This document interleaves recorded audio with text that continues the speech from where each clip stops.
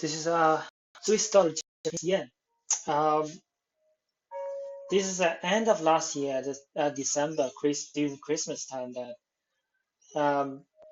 after that is still consolidation. Is nothing really happened. There's no change.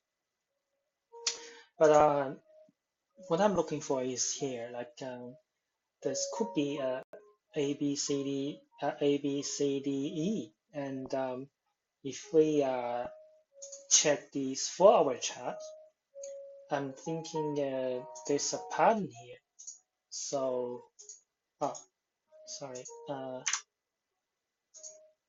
pattern is X, A, B, C, D, and the D point should be 111.60. So after D formation, we're looking two targets. Number one is 111.15, and the second one 110.80. So if you look back, 110.80 is here, 111.60 is here. So it's pretty much match the points here and here. So this will be A, B, no, it's for daily chart. Is A, B, C, D, E. And then after E points 180, 110.80,